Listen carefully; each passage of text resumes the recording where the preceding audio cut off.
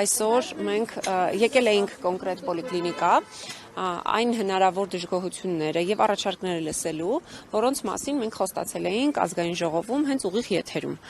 Մենք լսել ենք եւ արձանագրել ենք բազմաթիվ դժգոհություններ մինչեւ այստեղ գալը համակարգային եւ հիմա որոշել ենք, որ տարբեր այցերով պիտի մենք ուղիղ բժիշկներից հասկանանք ինչ խնդիրներ կան։ Մենք հանդիպեցինք այսօր երկու կաբինետային բժիշկների հետ եւ երկուսի մոտ էլ արձանագրեցինք, որ իրենք աշխատավարձը ցածր են ստացել։ Այսինքն ծանրաբեռնվածությունը մարդկանց մեծանում է, բայց իրենց վարձատրությունը աշխատավարձը համահավասար չի իրենց ծանրաբեռնվածությանը։ Սա արդեն խնդիր է, որ պիտի լուծի նախարարությունը։ Բարձր խոսելով, մունատ գալով, ագրեսիվ վերաբերմունքով ազգային ժողովի ամբիոնից չի կարելի հարցերին համարել հարցերը լուծված եւ հարցերին տալ վերջնական պատասխան։ Մենք տեսնում ենք, որ բժիշկները աշխատում են ծանրաբեռնված, բայց չեն վարձատրում այնքան, ինչքան որ պիտի վարձատրվեն։ Եվ այստեղ կա բժշկի աշխատանքային իրավունքի հստակ խախտում, մասնագիտական իրավունքի իրացման անհնարինություն եւ ի վերջո բժիշկները կորցնելու են իրենց մոտիվացիան։ Դուք լսեցիք, որ մանկաբույժը ասում է, ես 4 ամիս արդեն, այսինքն այս ամբողջ տարին իրենք աշխատում են բարեգործական հիմունքներով։ Իրենց խորհրդատվությունների համար չեն վարձատրվել այս մարդիկ։ Եվ մենք ուզում ենք, որ մեր երեխաներին լավ բուժեն, մարդը ինքը ինչքան էլ փորձի իր բարեխղճությունը դրսևորել մաքսիմալ, միևնույն է ունենալու է որոշակի ժամանակահատված իր կյանքում, որ ասելու է լավ, ես ինչի համար պիտի աշխատեմ ի վերջո բարեգործական հիմունքներում, մինչև երբ։ Հենց այս հարցի պատասխանն է, որ այսօր մենք պիտի փորձենք ազգային ժողովում բարձրացնել նախարարի մոտ, որը բերել է եւ նորից ծանրաբեռնվածությունը մեծացնում է։ Այսօրվա նախագծով, որ արտահերթի շրջանակներում է, նախատեսվում է, որ տաքսի ծառայության նաեւ ներկայացուցիչները պիտի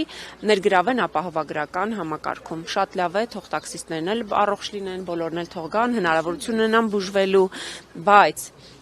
այստեղ կարևոր է բժիշկների ծանրաբեռնվածությունը, որ մեծանում է։ Դուք արդյոք դրան զուգահեռ բարձրացնում եք նրանց եկամուտները։ Արդյոք նրանց ծանրաբեռնվածությանը համահավասար են այն հնարավոր վարձատրությունը եւ փոխհատուցումները, որոնք որ պիտի արվեն պետության կողմից։ Այս խնդիրն է, որ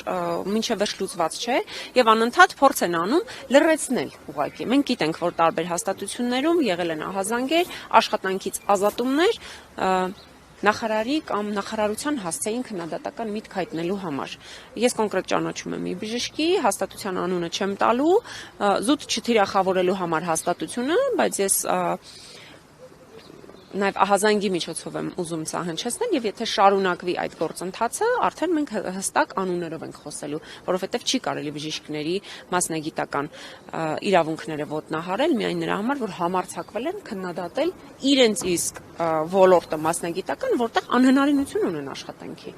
Սա խնդիր է եւ մանավանդ հիմա մենք երբ որ տեսնում ենք, որ հունիսի 7-ն է մինչեւ ամեն ինչը պլանավորվում, բոլոր բյուջետային հատկացումները,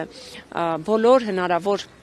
վերադասավորումները պլանավորված են առաջին 6 ամսի, այսինքն տարվա առաջին կեսի համար։ Տարվա երկրորդ կեսին ինչ կլինի, Աստված գիտի։ Հիմա մենք պիտի հասկանանք, չէ՞, մենք գործ ունենք մի ամբողջ համակարգի հետ, ու բժիշկները պիտի միայնակ չմնան իրենց խնդիրների հետ։ Շնորհակալ։ Թովմասյան, ինչու հենց տաքսի ծառայողները, օրինակ, եթե ոչ լրագրողները են ռիսկային խմբում գտնվում, օրինակ եմ ասում։ Ես գիտեմ, որ լրագրողների մեծ մասը համենայն դեպս 200,000 եւ ավել աշխատավարձ են ստանում եւ արդեն իրենք այդ համակարգից կարող են օգտվել, իսկ տաքսի ծառայության տաքսի ծառայության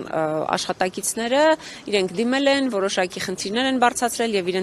քանի որ իրենց վարձատրությունը սպეციფიկ է, ինչ որ օրականով է ձևավորվում, ի վերջո լուծումը այդպես է տրվել։ Ես չեմ ուզում որևէ հասարակության որևէ խավի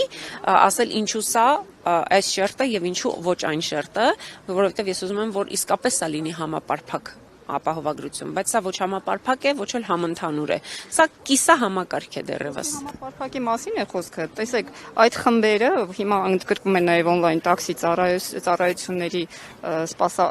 տաքսիստները, հա, կարելի ասել, իրենք անվճար են օգտվելու, իրենց աշխատավարձից ոչինչ չեն վճարելու։ Հավատացում շատ տաքսի Վարողներ այսօր ավելի շատ գումար են վաստակում, քան օրինակ շարքային լրագրողը։ Արդեն սոցիալական լրիվ այլ խնդիր եք բարձրացնում, խտրական վերաբերմունքի, այո, մարդու իրավունքների, խտրական վերաբերմունքի բոլոր դրսևորումները մենք կարող ենք այստեղ դասակարգել, բայց ես ուղղակի հիմա չեմ ուզում մենք այդ ուղղությամբ գնանք, որտեղ մենք կոնկրետ բժշկական հաստատության առջև ենք եւ մենք խոսում ենք բժիշկների իրավունքների մասին, այսօրվա մեր քայլի նպատակը եւ այստեղ գալու նպատակը դա էր։ Եթե հետևեք, մենք ազգային ժողովում կքննարկենք նաեւ ձեր բարձրացրած հարցը, թե ինչու կոնկրետ ուղղվածություն եւ ինչու մյուս հասարակության շերտերը չեն կարողանում նույն առավելություններով օգտվել համակարգից։